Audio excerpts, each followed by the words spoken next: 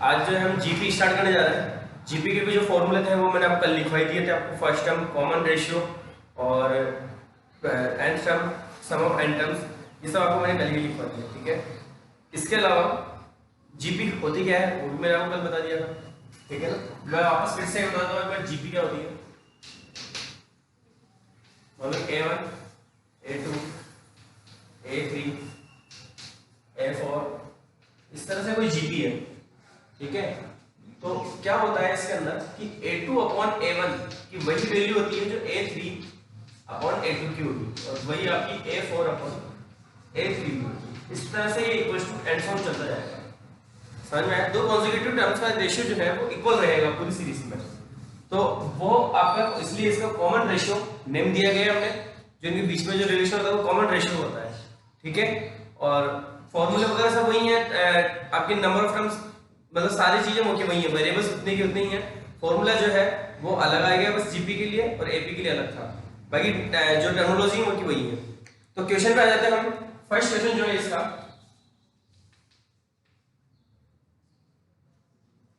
GP है आपकी 5/2, 5/4, 5/8 common and so on. इसकी 20th टर्म हमको फाइंड आउट करनी है। कौन सी टर्म फाइंड आउट करनी है? 20th टर्म आपको फाइंड आउट करनी है, ठीक है। तो पहले तो ये देखो कि इसका कॉमन रेंज फर्स्ट टर्म क्या है, आर क्या है आपका 5/4 को मुझे 5/2 से डिवाइड करना है, A2 को A1 से डिवाइड करना है, ठीक है। तो कितना आता है देखो, डिवाइड करने पे आया 1/2, 5 से 5 कैंसिल, 4 से 2 टाइम कैंसिल, तो 1/2 आता है, ठीक है। तो s की 20th टर्म हमको फाइंड करनी है। 20th क्या फॉर्मूला होता है? a r⁻n-1। तो देखो a कितना है आपका 5/2 है, ठीक है। r कितना है 1/2 है, इसकी पावर कितनी है 20 - 1 दैट इज 19, ठीक है। इसकी पावर होगी यहाँ पे 5/2 into 1/2 raised to power 19। और देखो ये 1/2 की पावर 19 है, इसको सोल्व करने की आपको जरूरत नहीं है, सोल्व नहीं करना है, ठीक है ना। ज्यादा पावर होती है तो हमें सोल्व नहीं करना है, इसको पावर फॉर्म में ही छोड़ना है इसको। ये 1/2 एक और है बाहर, और 1/2 और 1/2 का बेस है, तो ये हो गया 5 into 1/2 raised to power 20, that's your answer. और इसको और शॉर्ट में अगर लिखना चाहे तो इस तरह लिख सकते हैं 5/2 raised to power 20, ठीक है। क्योंकि 1 की पावर कितनी भी करो 1 ही रहेगा, तो न्यूमरेटर में तो 1 रहेगा और डिनोमिनेटर में 2 raised to power 20 हो गया, ठीक है। नेक्स्ट क्वेश्चन है आपका second, find the 12th term of a GP whose 8th term is 192 and common ratio is 2। अब देखो इसकी, ये बोल रहा है 12th टर्म आपको फाइंड करनी है, 8th टर्म आपको गिवन है और कॉमन रेशियो गिवन है, ठीक है। तो n की वैल्यू गिवन है 8, और उसकी वो nth टर्म गिवन है आपकी 192, और कॉमन रेशियो गिवन है आपको क्या नहीं है फर्स्ट टर्म। जिस तरह से एपी में मैंने कहा था उसी तरह जीपी में भी रूल अप्लाई होता है कि आपको कुछ भी सोल्व करने के लिए सबसे पहले फर्स्ट टर्म और कॉमन रेशियो तो हमारे को होना ही होना चाहिए यहाँ पे। जिस तरह से एपी में फर्स्ट टर्म और कॉमन डिफरेंस की बेसिक जरूरत थी, यहाँ पे फर्स्ट टर्म और कॉमन रेशियो की बेसिक जरूरत है। कॉमन रेशियो में डायरेक्ट गिवन है, फर्स्ट टर्म नहीं है तो फर्स्ट टर्म पहले हम फाइंड आउट करेंगे, उसके बाद सॉल्व करेंगे। तो देखो सर सेकंड क्वेश्चन,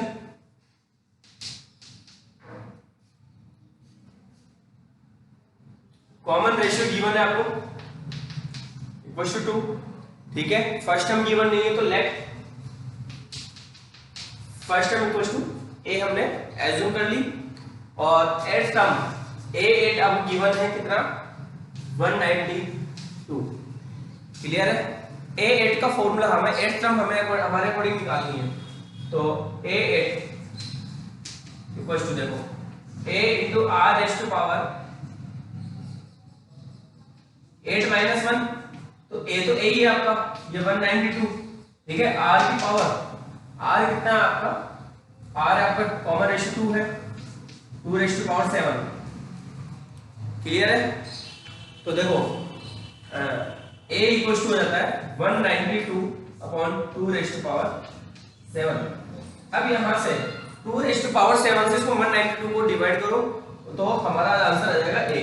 तो 2 raised to power 7 कितना होता है पहले तो देखो, 2 रेस्ट पावर 7 होगा आपका 64, ठीक है। एक बार देख लो, 2 रेस्ट पावर 4 तो आपका 16, फिर इसकी एक और पावर 32, फिर एक और पावर 32 64 नहीं 128 होगा, 128 होगा, 128 और ये 64 से कॉमनली डिवाइड हो रहा है तो ये आपके बचा 3/2। तो एक ही वैल्यू मिल रही है मेरे को यहाँ पे 3/2। अब पूछ रहा है ये 12th टर्म फाइंड आउट करनी है, 12th टर्म का फॉर्मूला लगा देते हैं यहाँ पे। 8 वाला आपको फाइंड आउट करना है, तो देखो 8 वाला क्या हो जाएगा,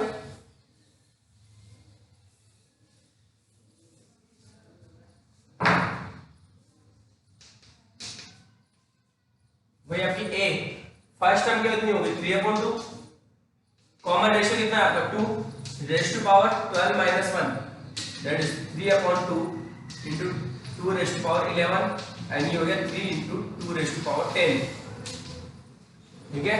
ये आपकी 12th टर्म हो गई। शायद इसको सोल्व करके गिवन होगा क्योंकि 2 की पावर 10 को हम सोल्व कर सकते हैं। 7 तो हमने अभी चेक की 128 आया 7 पे, इसको 8 से और मल्टीप्लाई कर लो तो ये आ जाएगा आपके पास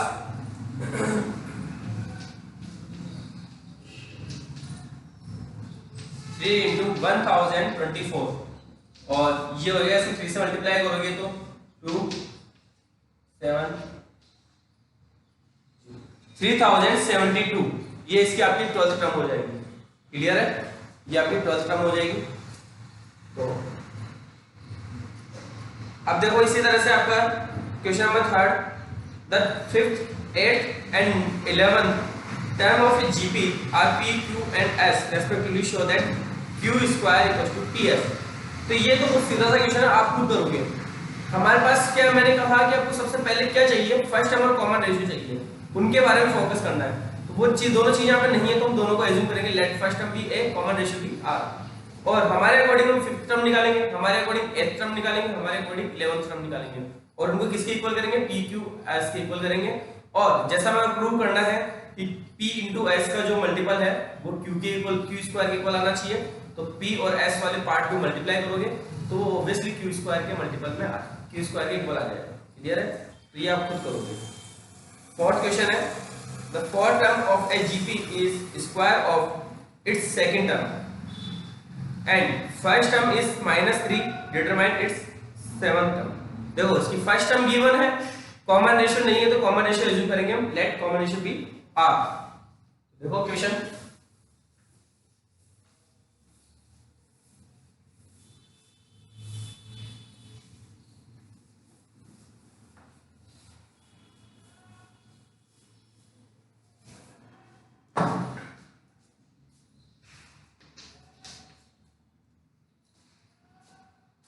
first term a equal to है आपके पास -3, ठीक है। Let common ratio equal to small r, ठीक है। हमने एज्यूम कर लिया। ये बोल रहा है इसकी 4th टर्म, जैसा जैसे क्वेश्चन बोलता जाता है वैसे वैसे करते जाओ। 4th term is the square of second term.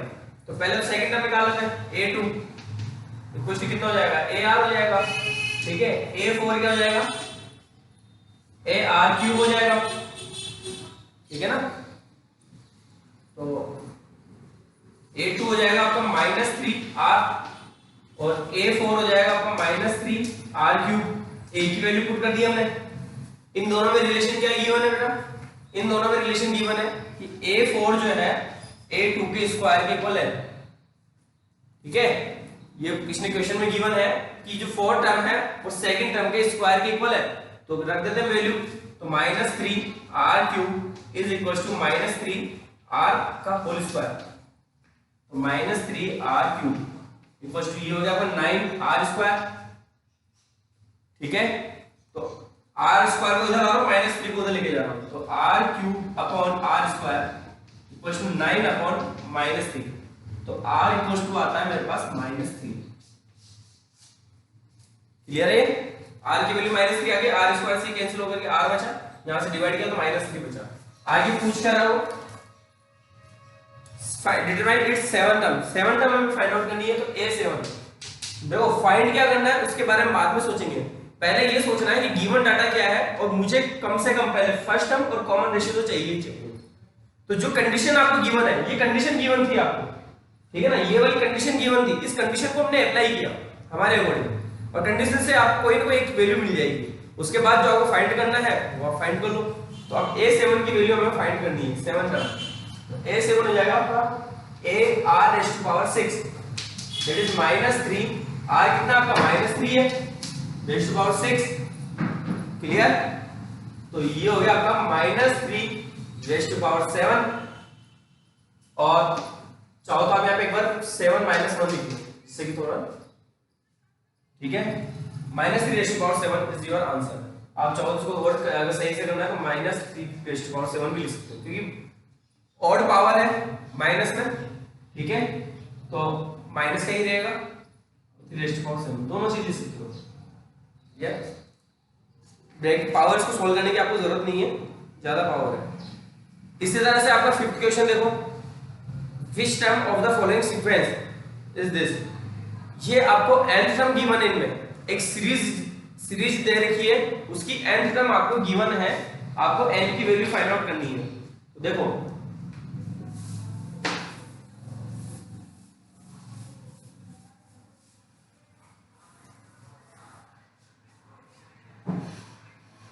अब इसका फिफ्थ का जो है आपको मैं एक क्वेश्चन सेकंड वाला या सेकंड वाला मैं करवा रहा हूं, बी वाला पार्ट, बाकी फर्स्ट और थर्ड आप खुद करोगे। क्लियर है।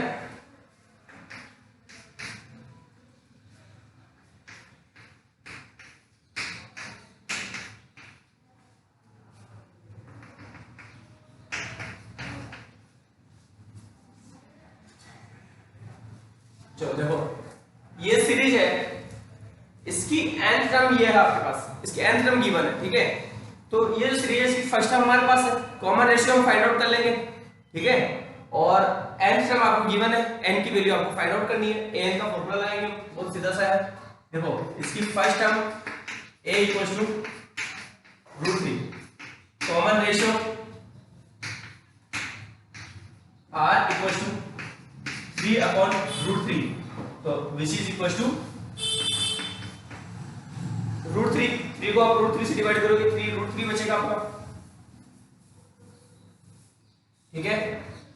अब देखो an nth टर्म आपको गिवन है, nth टर्म का फॉर्मूला क्या होता है, आप लिखने लगे लिख लो nth टर्म AR⁻n-1, ठीक है। जो वैल्यू हमारे पास है वो रख देते हैं, nth टर्म ये है आपके पास, nth टर्म यहां पे लिख लो पहले, an की वैल्यू गिवन है 729, क्लियर है ना। तो रख देते हैं 729 इक्वल्स टू a की वैल्यू √3 into √3n-1, क्लियर है। आपको क्या फाइंड करना है, n फाइंड करना है। तो 729 इक्वल्स टू ये √3, ये भी √3, तो √3 ये हो जाता है हमारे पास n, ठीक है। और अब इसको हमारे को 3 की पावर में कन्वर्ट करना है, 729 को किसमें कन्वर्ट करना है, 3 की पावर में कन्वर्ट करना है। वैसे मुझे जहां तक पता है ये 7 9 का जो है वो क्यूब है, 9 का क्यूब है ये, ठीक है। आपको याद होना चाहिए कुछ नंबर्स, तो 9 का क्यूब है ये, तभी आप कैलकुलेशन इजी कर पाओगे, क्योंकि छोटी क्लासेस में हमने याद किया ही है, ठीक है ना।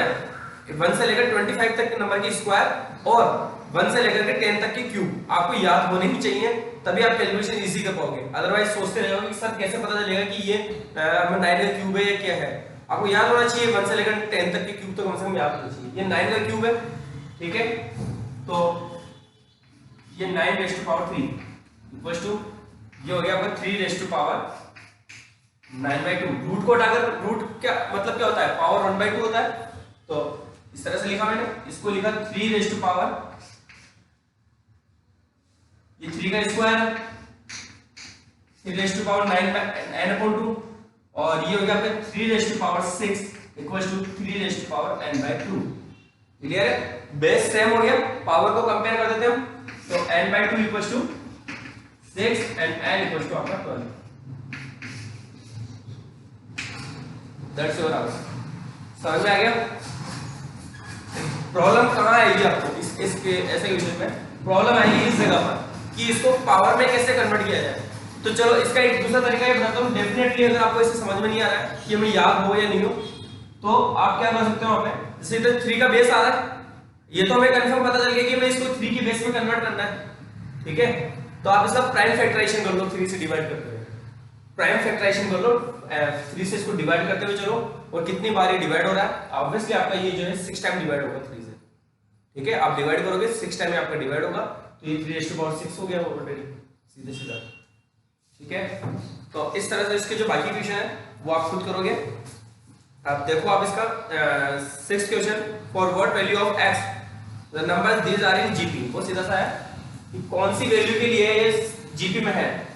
तो अगर 3 नंबर जीपी में है, ये देखो a b c, अगर ये तीनों जीपी में है तो इसका मतलब क्या होगा कि b upon a equal to c upon b, b को a से डिवाइड करेंगे और c को b से डिवाइड करेंगे, इसको मल्टीप्लाई किया तो b square equal to ac। मतलब ये हुआ कि 3 नंबर अगर जीपी में है तो बीच वाले नंबर का स्क्वायर करो और पहले और तीसरे को मल्टीप्लाई करो, इक्वल होगा, ठीक है। तो यहां से x की वैल्यू फाइंड करनी है, तो ये हो गया -2/7 x और 7 -7/2। ये जीपी में है तो x square equal to -2/7 comma multiply करना है, तो x स्क्वायर इक्वल टू आया आपके पास ये 1, सब कुछ करिए, और x की वैल्यू आती है +-1, दोनों +1 भी सही है -1 भी सही है, ठीक है। तो सीधा सीधा आंसर हो गया आपका ये +-1। 7 से लेकर 12 तक में 10 तक, सॉरी 7 से लेकर 10 तक जो है आपको वो बोल रहा है सम फाइंड करना है, find the sum to indicated numbers to the terms in each of the geometric progression in exercise 7 to 10। 7 to 10 आपको जो है सम फाइंड करना है इनका, जितनी टर्म्स आगे लिखी हुई है। 3 क्वेश्चन में तो आपको n टर्म्स का सम करना है और एक फर्स्ट क्वेश्चन में आपको 20 टर्म का सम करना है। देखो कैसे करना है। हाँ, इसका भी मैं जो है आपको एक क्वेश्चन करवा रहा हूँ आप, और बाकी क्वेश्चन आप खुद करोगे। मैं करवा रहा हूँ आपको 9th क्वेश्चन, ठीक है।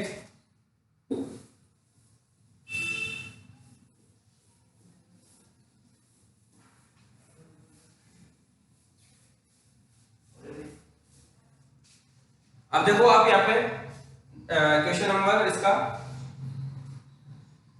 9,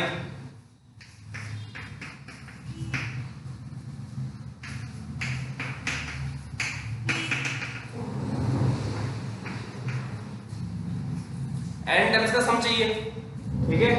तो देखो इसकी फर्स्ट टर्म वो आपकी है 1, कॉमन रेशियो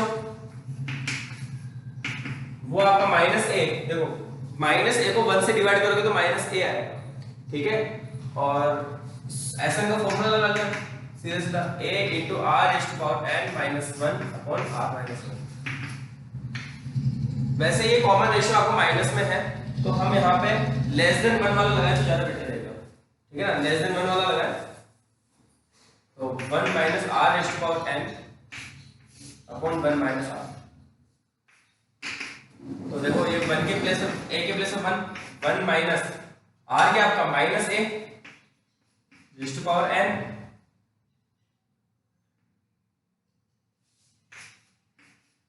अपॉन 1 -a, तो -a का प्लस a हो जाएगा। बस यही आपका आंसर है, इसमें आप कुछ भी सोल्व नहीं कर सकते हो आगे, ठीक है। ज्यादा ये 1 हटा लो आप इसका, तो ये हो गया 1 -a n अपॉन 1 + a।